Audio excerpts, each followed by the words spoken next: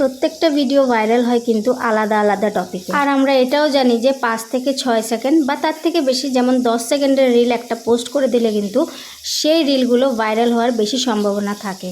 ওই হিসেবেই কিন্তু আমরা 6 সেকেন্ড বা 10 সেকেন্ডের একটা রিল পোস্ট করে দিই আর অপেক্ষা করতে থাকি কখন এই ভিডিওটাতে ভিউজ হবে বেশি। আদৌ কি সবার পেজের জন্য এই পদ্ধতিটা সমান? তো এই টপিক নিয়ে আজকে আলোচনা করব এই ভিডিওতে। সো হ্যালো এভরিওয়ান, আমি জুই, আসাম থেকে। আমাদের সবার একটাই লক্ষ্য যে আমরা ভিডিওগুলো কোয়ালিটিফুল এবং ভাইরাল করব কিভাবে। 5-6 সেকেন্ডের রিল ভাইরাল তো হয় খুব তাড়াতাড়ি, তবে সেখানে আর্নিং কিন্তু খুবই কম। কয়েকদিন আগে আমার একটা ভিডিও ভাইরাল হয়েছিল।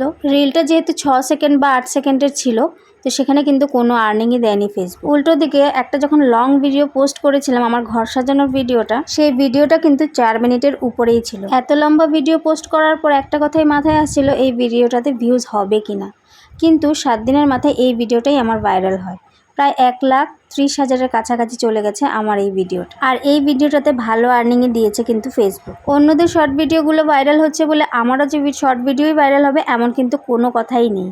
তুমি শর্ট ভিডিওতে ভিউজ না হলে তুমি লং ভিডিও পোস্ট করেও দেখতে পারো। তারপর আমার প্রোফাইলে 48 সেকেন্ডের আরেকটা রিলও কিন্তু ভাইরাল হয়েছিল।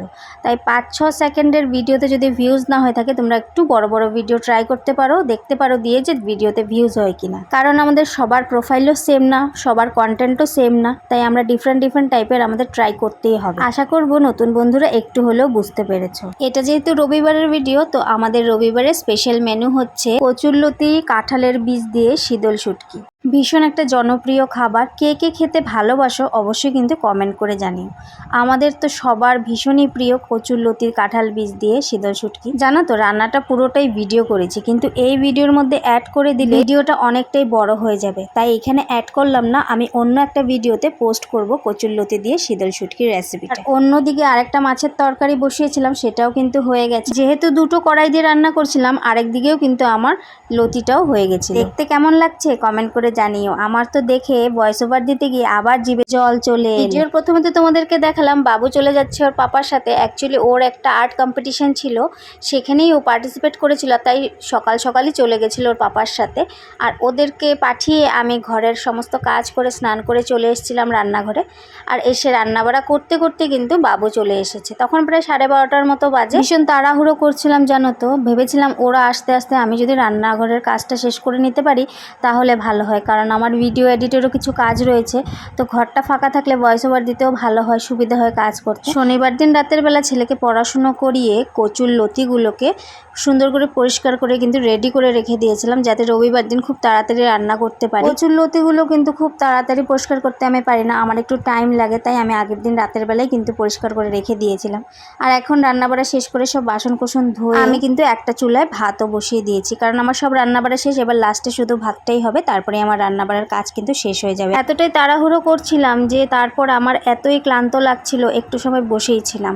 আগের দিন যেহেতু শরীরটা এতটাই খারাপ গেছে, তারপরের দিন এত দৌড়ঝাঁপ করে এতগুলো কাজ করেছি, আর বাইরে অনেকগুলো কাপড় ধোয়া হয়েছিল, সেগুলো ধুয়ে আমি ভীষণই ক্লান্ত হয়ে গেছিলাম। আসল কথা কি বলতো, পরিষ্কার পরিচ্ছন্ন আর পরিপাটি করে কাজ করতে একটু ক্লান্তি আর একটু পরিশ্রান্ত তো হবে। আমার এই ভিডিওগুলো তোমাদের কেমন লাগে আমাকে কিন্তু কমেন্ট করে জানিও। আর পেজে যদি নতুন হয়ে থাকো, পেজটাকে একটু ফলো করে দিও, কারণ তোমাদের এক একটা ফলো করা কিন্তু আমার জন্য অনেক বড়। একজন করে 15,000-এর পরিবার হয়েছে আমার। সেই 15,000-এর পরিবারের প্রত্যেকটা সদস্যকে আমার মন থেকে অনেক ভালোবাসা আর অনেক সম্মান। আজকে তোমরা একজন করে সবাই যদি আমার পাশে না থাকতে, তাহলে হয়তো আমি এত দূর এগোতেই পারতাম না। সবাইকে আবার জানাই মন থেকে অসংখ্য ধন্যবাদ। তোমরা এভাবেই আমার পাশে থেকো। নতুন আরেকটি ভিডিও নিয়ে আবার আসবো। তোমরা সবাই অনেক ভালো থেকো, সুস্থ থেকো। আজকে এই পর্যন্তই থাকলো।